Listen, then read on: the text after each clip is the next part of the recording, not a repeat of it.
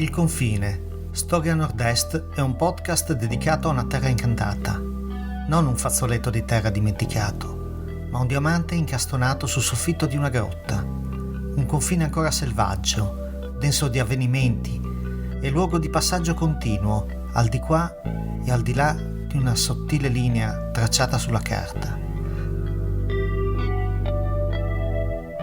Sono Amerigo Dorbolowec, appassionato di storia e fotografia, ma il mio amore è per la terra su cui sono cresciuto e dalla quale fatico a separarmi anche solo per andare in vacanza, le valli del Natisone.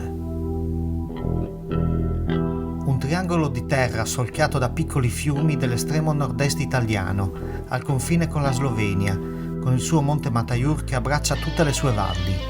E quando sei lontano da questa terra, cerchi il suo profilo all'orizzonte, indicando sempre con il dito: noi siamo là.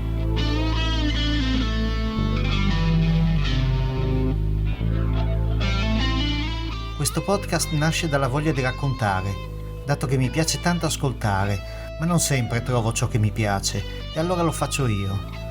Così mi è successo anche nel lontano 1992, quando c'erano ancora le radio locali, quelle indipendenti, e noi ne avevamo addirittura due nel raggio di 5 km, Radio Line e Rete Nord-Est.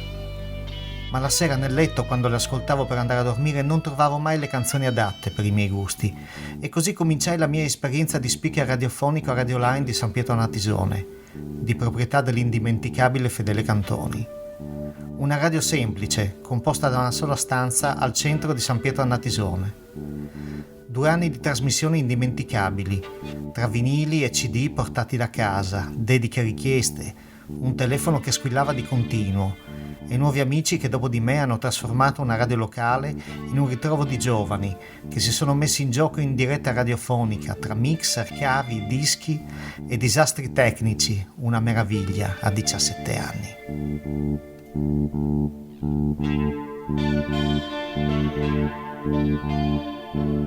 Ora mi ripropongo dopo quasi 30 anni, davanti ad un microfono, per il quale ho nutrito segreto amore.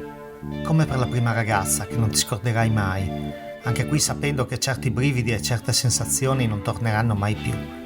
Ma si vuole continuare ad amare, dandosi, tanto, in tutto ciò che si fa, non per avere qualcosa indietro, ma perché sono fatto così e non saprei fare diversamente. I miei racconti saranno sempre legati al passato, aneddoti, racconti di vita normale e molti altri aspetti della vita quotidiana, che molti hanno trascurato, fatti storici delle nostre valli e curiosità immerse nel loro tempo. E poi vedremo cosa nascerà di nuovo. Buon ascolto.